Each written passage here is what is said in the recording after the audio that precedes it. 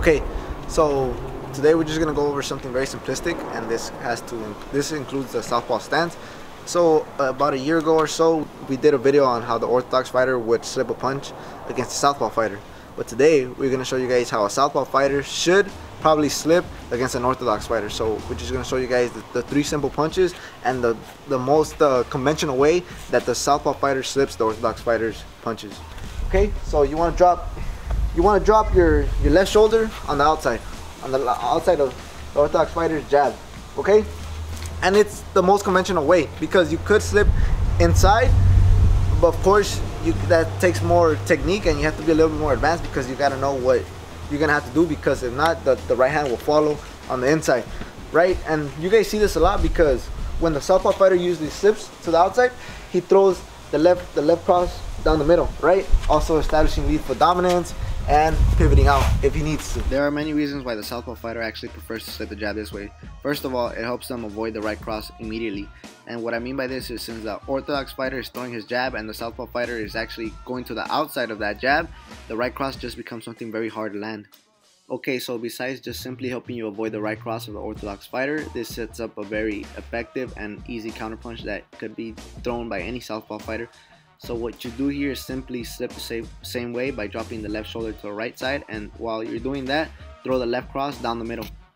Okay, another reason why the southpaw fighter will actually choose to slip this way is because it helps them turn their opponent. Here you guys see Vasily Lomachenko actually turn his opponent around. Here you guys see him slip the jab the exact same way that we showed you guys in these previous clips, and now his opponent has to adjust. As you guys see here, he's kind of off balance and hesitates to throw that right cross. Here is a very perfect example again of Manny Pacquiao, and right now we're going to put it all together in this upcoming Manny Pacquiao clip. Okay, so let's break this step by step. Here you guys see Oscar De La Hoya throw his left jab. Okay, Manny Pacquiao drops his left shoulder to the right side or to the outside of Oscar De La Hoya's jab. Here he counters with a left cross down the middle and will actually pivot off of this punch. Okay, so this little pivot makes Manny Pacquiao an even more evasive target to Oscar De La Hoya. And here, as you guys see, Oscar De La Hoya actually has to turn and readjust his body to be able to face Manny Pacquiao. Not only that, this turn actually neutralizes Oscar De La Hoya's right hand. This situation was pretty much a win-win for Manny Pacquiao.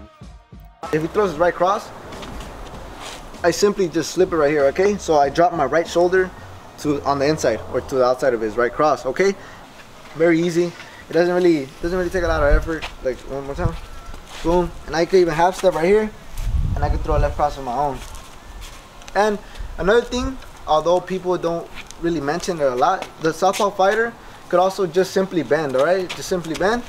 Okay, so on screen you guys see Vasily Lomachenko slipping the orthodox fighter's right cross, and here you guys just see him bend to his left, as we told you guys in our demonstration. But I just kind of want to emphasize something very important, and that was what we were talking about towards the end, which was the counterpunching. I just want to kind of break down that aspect of it. Okay, so on screen you guys will see Vasily Lomachenko actually slip the orthodox fighter's right cross the exact same way we were talking about throughout our demonstration, and he will come over the top with a left cross of his own. Okay, and so in this upcoming clip, here's another perfect example of him countering the exact same way. The only difference here is that it's a two-punch combo. It's the left cross, right hook, as you guys see it here from a different angle. With the hook, roll from left to right. I kind of want to roll to the outside, just again to try to avoid that right cross and anything that could follow. I'm not going to emphasize anything in these clips. This is pretty self-explanatory, but the only reason why the southpaw fighter will actually do this is for the mere fact that it helps them avoid, once again, the right cross, which is a very essential weapon for the orthodox fighter when actually facing a southpaw. Okay, so besides helping you avoid the line of fire of the orthodox fighter's right cross, it also helps you to force the orthodox fighter to readjust himself to be able to face you once again, to be able to land any punch for the matter. So it gives you angular advantages for a while until the orthodox fighter readjusts. Taking his punches wrong, and Manny's turning him. And Freddie Roach used the key word at the end of round number 5 when he said just keep turning him, because that's what he's doing. Just like I said before, nice straight left hand by Pacquiao, and then he turns him. He moves to the side, and De La Hoya can't get set. But once again, these are just conventional ways.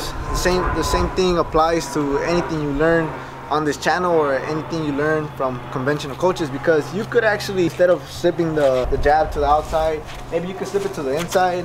You can slip it to the inside and come with a left uppercut. But you have to be able to think efficiently and fast, because you know, if you're not there and you slip to the inside, and let's say he's faster, he'll tag you. So some of these techniques get way more advanced, but the things that we taught you guys in the previous clip are just conventional ways that you guys could slip punches against an orthodox fighter if you're a southpaw.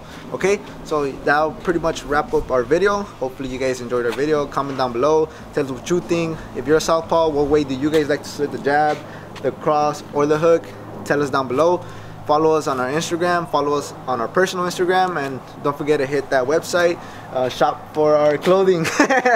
Alright, so thank you guys. Peace. No noise, hoping the neighbor wouldn't hear. Roach infected, same clothes felt neglected by my own. Years passed in position, still broke. Now I had little bros, we were hungry, but we had nothing.